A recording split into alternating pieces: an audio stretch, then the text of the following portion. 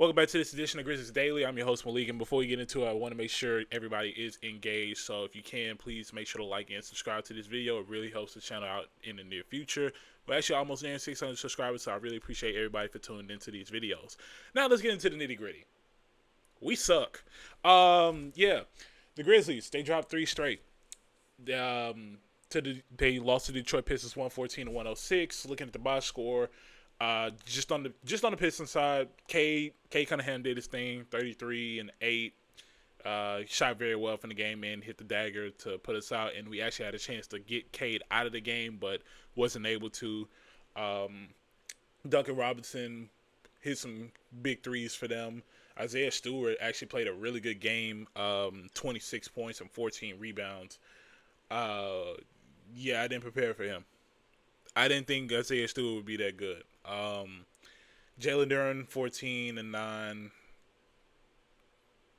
This is pitiful. I can't lie. This is pitiful. Ron Holland off 14 points off the bench. Oof. Okay. And oddly enough, Isaiah Stewart having 14 rebounds, the Grizzlies actually won the rebound battle. So you look at Jaren Jackson Jr., 21 and 4 rebounds and 2 blocks.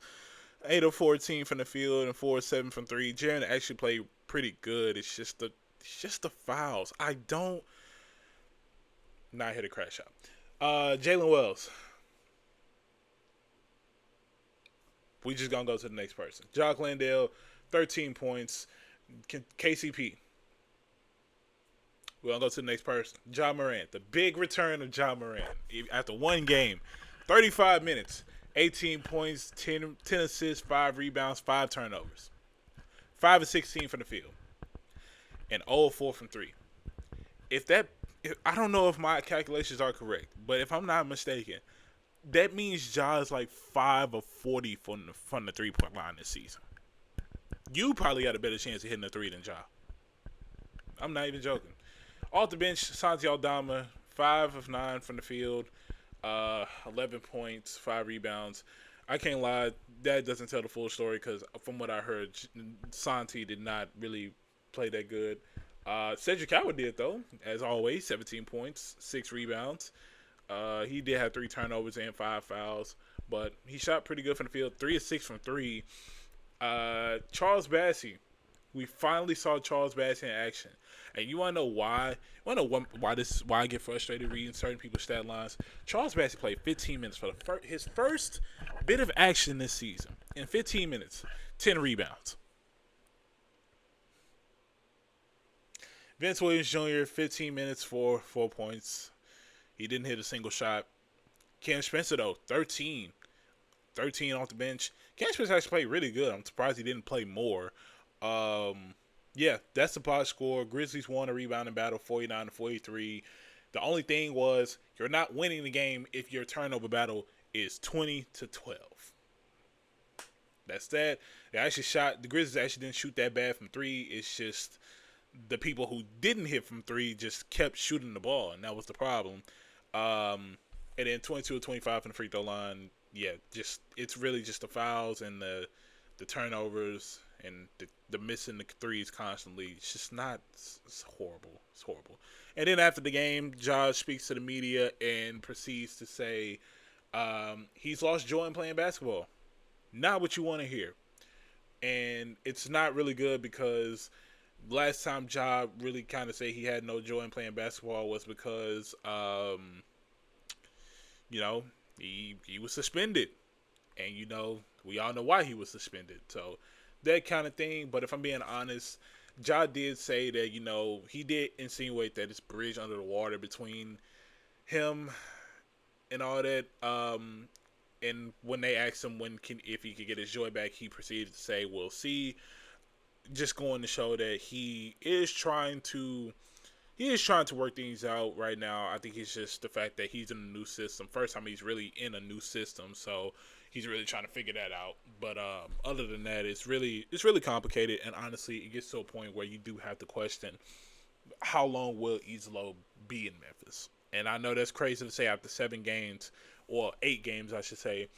But you do have to consider. I think they're just trying to figure out how this team looks on paper when healthy. It's just the fact that when the star player is unhappy, it really doesn't. It really isn't good. And one thing we have to know, and I think a lot of people don't understand, because I think people are getting the idea that Ja is better with Taylor Jenkins as the coach and all this and that. Yes, the players roster with Taylor Jenkins, but as a fan, I just don't get the idea that we're complaining about rotations with Izalo, rightfully so, but you're not. But you had no problem with Taylor Jenkins. Honestly, if you ask me, I think it's the front office. Let's just be real. It's the front office. They gave up on the wrong players. You got rid of guys that are vital to the team. You got rid of it's people on the coaching staff that aren't really there anymore. Things are gonna happen. That's just the reality of it. So I think right now, I think a lot of people just need to point the blame towards Zach Kleiman, because that's really who the antagonist is in all of this. And I think we just trying to point fingers at the first person that we can. And I really think that's the problem. Yeah, so right here, that's all I really got to say on that. I'm not really going to say too much. I think the team does get past it, and if not, then we will see action done. I don't think necessarily on Josh's standpoint. I think with Izalo, just for the fact that, you have a championship window, you don't want to lose it kind of thing.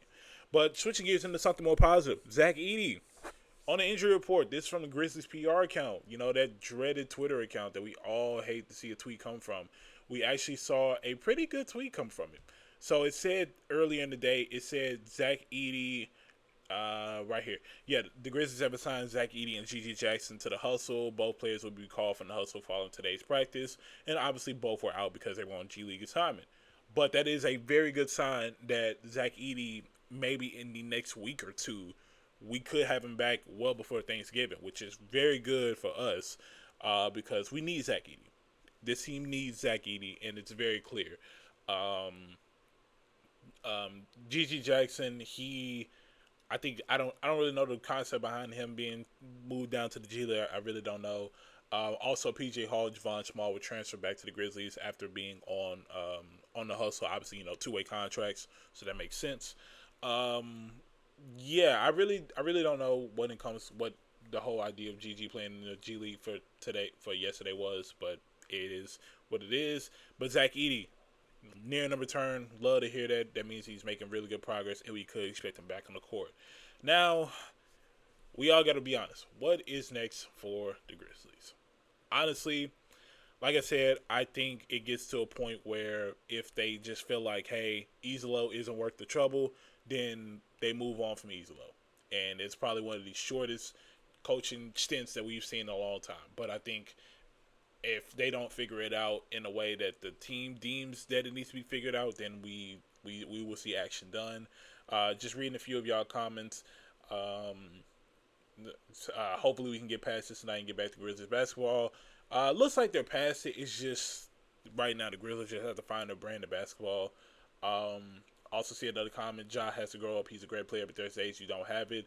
I do kind of agree. I think just from a standpoint of Ja, I do think he's kind of dragging it. That's just me. But like I said, I'm not in his position, so I really don't know what it's like. Yeah, I think it just comes to that. There's another comment. I guess referring to what I had said, he didn't say that they would play better without me. He said that the plan was to take him out the game. I'm not siding with this coach with no name or accomplishments or any credibility in the league over my star player. This coach didn't even deserve the job. His playoff rotations last year should have shown that. This coach is a clueless bum. Pretty straight to the point. I don't know if I can necessarily agree with that because, like I said, Taylor Jenkins is doing kind of the same thing. It's just Taylor Jenkins had more time with this team. So that's why it's hard for me to think that y'all are, that some people are actually, missing Taylor Jenkins. I don't know, but it is what it is. And then another comment. It's time for Ja and the Grizzlies to part ways. His organization will hide its inability to put a competitive team on the floor and blame the player. Brooks was made a scapegoat, and now Ja. The bottom line is that no team wins a championship without going over the salary cap. The Grizzlies are not planning to win it. The owner and GM are on the same page. And then the reply to that, I believe the Grizzlies are so close to becoming title contenders. It's just Ja and Jaren clearly can't work together to contribute to winning games. I think they should just trade them both for another star. I don't know about that. I really don't know about that. But Y'all know me. Anytime I can get a chance to slander Dylan Brooks, I will, because once again, I think y'all are all drawn to nostalgia because I'm sorry, I watched Dylan Brooks and I'm good. I really am good. Not saying that Dylan wasn't like a good defender by any means, but I think it no, he just wasn't worth the trouble. And I'm going to read off a stat that I keep reading off anytime somebody brings up Dylan, and as soon as I find it, I'm going to prove the point that I've been trying to make for the longest time, that Dylan Brooks is not worth the trouble. In fact, I don't even need to pull up the stat. I can just tell y'all right here. So in that series against the Warriors back like a couple years ago, well in that series against actually no, in the playoffs of 2022, Dylan he averaged 14 points on 30% shooting from the field. He shot 35% from the field on 15 shots, by the way. Then fast forward to 2023, the next year against the Lakers, the one where he made the big whole deal against LeBron. He shot 31% from the field on 13 shots. I'm sorry, y'all cannot convince me that Dylan Brooks was the answer. Yes, he was a great leader, but I feel like you can get Dylan Brooks with better play. That's just the bottom line. Um, and then I know this comment. This is definitely my brother. It seems like something every year with Ja. He's Terrell Owens to the NFL. Honestly, as crazy as it sounds, he's not wrong. But yeah, hopefully the Grizzlies can get past this. I think at most we come to a point where the Grizzlies just move on from Easelo. I think at most it comes to that, and the Grizzlies, you know, find their groove. But like I said, everybody has to get healthy before we can jump to conclusions. So that's really all that is. But that's gonna be a wrap of this edition of Grizzlies Daily. I really appreciate y'all for tuning in. Make sure to like, comment, subscribe. I'd love to hear y'all thoughts. Turn on post notifications so you get notified for the next episode. I'll see you all on Tuesday where we preview the game against the Rockets. Peace.